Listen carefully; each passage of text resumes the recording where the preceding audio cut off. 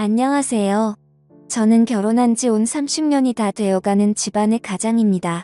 결혼한 지 이렇게나 오래된데도 아직까지 결혼 초기에 있었던 일이 기억이 나네요. 그동안 이 이야기는 어디에서도 말할 수도 없었지만 여기는 사연을 보낸 사람이 누군지도 모르고 비밀이 보장되는 것 같길래 저도 한번 이렇게 이야기를 보내봅니다. 결혼한 지 2년 정도 되었을 때니까 아직까지 신혼의 달콤함이 다 없어지기도 전에 생긴 일입니다. 제 아내 위로 언니가 한 명 있고 아래로는 여동생이 한 명 있습니다. 저한테는 각각 처형이고 처제가 되는 사람들이죠. 처가가 시골이라서 처제가 고등학교에 다닐 때와 졸업하고 이럴 때는 저희 집에서 숙식을 해결했죠. 자기는 계속 독립해서 혼자서 살고 싶다고 했지만 집에서 계속 반대를 했고 어린 여자애 혼자서 사는 걸 절대 지켜볼 수 없다면서 장인어른이 끝까지 허락을 안 해줬습니다. 그래서 어쩔 수 없이 저희 집에서 지내게 된 것이죠. 처자는 어린 학생 때부터 저희 집에서 함께 있었기 때문에 처음엔 처제가 전혀 여자로 생각되지 않았습니다. 그도 그럴 것이 요즘에는 고등학생들이 워낙에 발력이 빨라서 금방 어른이 된 것처럼 보여도 당시의 처자는 고등학생인데도 엄청나게 어린 애처럼 보였습니다. 누가 봐도 조그만 학생처럼 느껴지는 그런 이미지였죠. 마누라와는 2살 차이지만 얼굴이 동안이라서 그런지 아니면 꿈일 줄을 모르는 권지재 눈에는 많이 어려 보였기 때문이겠죠. 처제와 같이 있으니 형부 하면서 따라오는 게 귀엽기도 하고 집안 분위기도 마누라랑 2사람만 있는 것보다는 훨씬 더 재미있고 좋았습니다.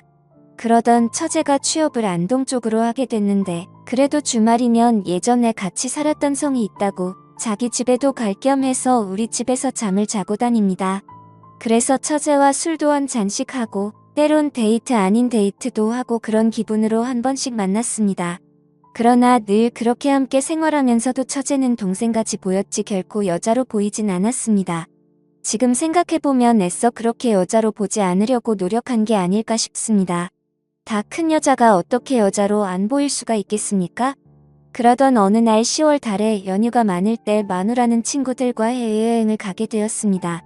그때만 해도 신혼초라서 그런지 마누라는 제가 밥을 챙겨 먹지 않을까봐 엄청 신경 쓰는 듯 보였고 그래서 마누라는 처제에게 연휴 기간에 어디 가지 말고 형부 밥이나 챙겨주고 집에 와서 말했죠. 첫째는 이렇게 연휴가 길어도 출근을 하는 날이 많았기 때문에 여행도 못 가고 평소에 해오던 생활이라 별로 개의치 않고 그렇게 하겠다고 말했습니다. 평소 같으면 마누라가 제 밥을 챙겨주지 않고선 어디 가는 성격이었는데 그때 여행은 처제가 집에 와 있기로 해서 그런지 아무 걱정 없이 콧노래를 부르면서 다녀올 수 있었습니다. 마누라가 다른 사람보다는 반찬 솜씨가 좋았기 때문에 여행을 떠나기 전에 일부 반찬은 해두기도 했지만 처제한테 반찬을 이렇게 저렇게 먹으라면서 몇 번이나 교육을 하는 걸 봤습니다. 그래서 마누라가 떠나는 날 처제는 아파트에서 잘 다녀오라는 말만 하고 피곤했던지 또 자러 가고 전 아침 일찍 마누라와 마누라 친구들까지 버스가 출발하는 직결지로 태워다 주고 왔습니다. 그때만 해도 자가용이 흔하지 않은 세월인데도 우리는 일찍 자가용을 샀던 터라 소위 잘 나간다는 소리를 많이 들었을 때였죠. 마누라를 태워주고 집에 오니 처제는 그제서야 일어났는지 아직 잠옷을 입은 채로 제 침대로 쏙 들어오면서 형부 이제 나흘 동안 반찬을 뭐 해먹을까요 하며 애교를 부리는 것이었습니다. 정말 그때만 해도 처제는 아직 철부지 소녀였던 느낌이 들었는데요. 그날따라 침대 속으로 들어오는 처제가 마누라가 없어서인지 순간 여자로 느껴지는 것이었습니다. 이상하게 아내가 어딘가로 떠나고 나면 해방감이 들지 않습니까? 괜히 술도 먹고 싶고 일탈도 하고 싶고 그런데 딱 그런 마음과 맞물려서 처제가 여자로 느껴졌습니다. 그것도 평상시 옷이나 생활하는 행동을 보면 그런 생각이 안 들 것인데 아내의 잠옷을 입고 침대로 오니까 더욱더 처제가 여자로 느껴지기 시작했습니다. 같이 누워 TV도 좀 보다가 형부 아침 드세요 하고 귀엽게 말하면서 주방으로 가서 음식 준비를 하는 모습을 보며 저 혼자 리모컨을 이리저리 돌리고 있긴 하지만 TV 화면은 보이지 않는 것이었습니다. 손으로는 리모컨을 돌리고 눈으로는 처제가 하고 있는 행동들을 보고 있었습니다. 처제는 저를 남자로 생각하지 않고 오로지 형부로만 생각했기 때문에 그러한 복장도 거리낌 없이 입을 수 있었고 그러한 행동도 거리낌 없이 나왔겠지만 전 고민이 되더라고요. 하나밖에 없는 처제를 정말 눈에 넣어도 아프지 않을 만큼 보기만 해도 좋고 입가에 미소가 머금어지지만 지금까지 처제는 여자가 아닌 처제로서만 예쁘게 봐왔습니다. 마누라가 간 날은 그럭저럭 TV나 보면서 시간을 보내다가 오후에는 오랜만에 친구들끼리 모여서 당구를 치고 또 다른 친구들과 함께 만나서 술도 한잔하고 집으로 돌아왔습니다. 처제도 친구들 만나 수다 떨다가 식사하고 왔다면서 거실에서 TV만 같이 좀 보다가 각자 방으로 가서 잠을 자게 되었습니다. TV 볼 때도 둘 다 잠옷을 입고 시청했죠.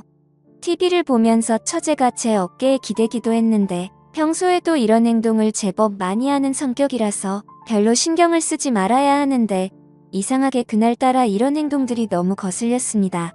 처제의 샴푸 냄새는 나녀와는 다른 처제만의 냄새라고 할까요? 그런 향기가 저를 더 자극시키는 것 같았고 그녀가 점점 더 여자로 느껴지는 부분이었던 것 같습니다. 다음 날 원래는 친구들과 가을 산행을 하기로 했는데 마침 비가 와서 산행을 못하고 갑자기 하루 종일 방콕 신세가 되었습니다. 처제도 비가 오니 아무 곳에도 가지 않고 집에만 있어야겠다며 아침 점심을 먹고 처제가 극장표 2장을 선물로 받은 옷이 있다면서 저녁에 극장에 가자고 하더군요. 저녁까지는 아직 시간이 한참 남았고 낮에 비가 오니까 정말 할 일이 없더라고요. 요즘 같으면 스마트폰으로 할 게 워낙에 많으니까 괜찮겠지만 그때 당시에는 휴대폰은커녕 인터넷도 제대로 안 되던 시절이었으니까 비만 오면 정말 할 일이 아무것도 없을 때였습니다. 그래서 처제도 그렇고 저도 그렇고 평소에 부족했던 잠을 보충하기 위해 낮잠을 푹 잤고 TV도 보다가 뒹굴거리고 있었습니다. 그렇게 비가 조금씩 그치고 저녁이 됐을 때 처제가 저녁 먹고 영화 보러 가자고 하더라고요. 그래서 제가 극장 근처에 떡볶이 맛있게 하는 집을 안다면서 거기서 저녁을 먹자고 말했죠. 그러자 처제는 자기가 떡볶이 좋아하는 거 어떻게 알았냐고 완전 좋다고 말하더라고요. 저는 능글맞게 사랑하는 우리 처제 취향도 모를까봐 하면서 너스레를 떨었습니다. 사실 여자들이 떡볶이를 정말 좋아하더라고요. 여자친구 떡볶이 안 좋아하는 사람을 못 봐서 그냥 찍었는데 어떨결을 맞춘 겁니다. 저희는 옷을 입고 떡볶이 잘하는 집으로 가는데 차주는 저에게 가까우니까 굳이 차 타고 가지 말고 천천히 걸어가자고 하더라고요. 그래서 저희는 비가 그친 그 촉촉한 거리를 데이트하는 기분으로 같이 걸어갔습니다. 처제는 언니가 옆에 있더라도 형부랑 팔짱을 끼고 가는 버릇이 있어서 그날도 저에게 팔짱을 꼈고 천천히 걸으면서 시원한 바람과 비 냄새를 맡으면서 걸었습니다. 누가 보면 꼭 부부처럼 보였을 것 같은데 그 순간만큼은 정말 좋더라고요. 마치 안에 몰래 다른 애인이랑 바람피고 있는 것처럼 보이지 않을까 싶었습니다. 그렇게 저희는 신나게 떡볶이를 먹고 극장 입구에서 처제 보고 영화 제목이 뭐냐고 물었는데 처제도 제목을 잘 모르고 있었습니다. 당시만 해도 영화 상영관이 극장에 하나밖에 없었기에 그날 상영하는 영화만 볼 수 있는 것이었습니다. 그러니까 초대권이 있어도 날짜만 적혀있지 제목이란 그런 건 없을 때였죠. 그런데 극장 입구에 들어서자 하필이면 영화가 민망한 영화였던 겁니다. 순간 처제도 제 얼굴을 보고 저도 처제 얼굴을 쳐다보았지만 이미 돌아갈 수는 없었습니다. 서로 말은 안 했지만 모두가 당황하는 눈치였습니다. 당시만 해도 영화 보기가 쉽지 않았고 그런 민망한 영화도 잘 볼 수가 없었으니까 재미도 있을 것 같았습니다. 괜히 뻘쭘하게 서 있는 처제에게 아무리 민망한 영화라고 해도 스토리가 다 있다면서 민망한 장면에 집중하지 말고 스토리에 집중해서 보자고 말했죠. 그러자 처제도 이젠 자기도 어른이라고 괜찮다고 말하더라고요. 이 민망한 영화는 시작이었고 제목은 세월이 오래되어 기억나지 않았지만 민망한 영화지만 나름대로 탄탄한 스토리를 가지고 있는 영화였습니다.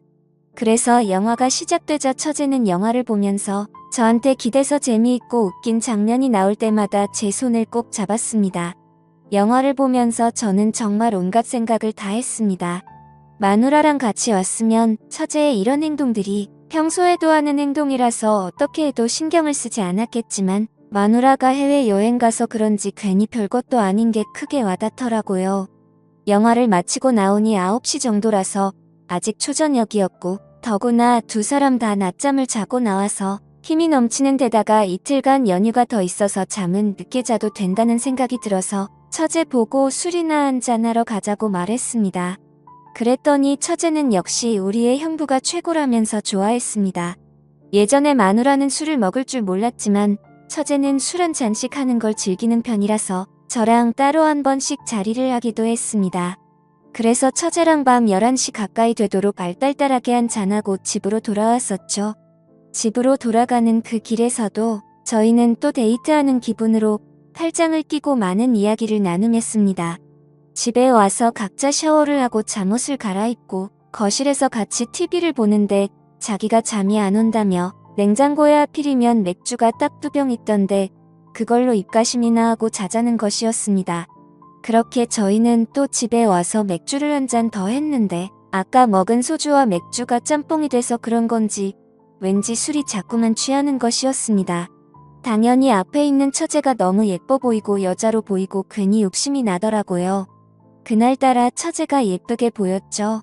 평소에 하는 행동이나 말투가 엄청 예뻤는데 그날은 술 때문인지 확실히 더 많은 것들이 장점으로 보이기 시작했고 한 명의 다 큰 아가씨로 보이기 시작했습니다. 그래서 술에 취해 저는 처제 어깨에 손을 거치면서 요즘 직장 생활하기 힘들지 않냐며 위로해주니까 처제가 그만 제 가슴에 안기면서 우는 것이었습니다. 그래서 왜 그렇게 우냐고 그렇게 힘든 일이 있었냐고 하니까 한동안 처제가 말이 없었습니다.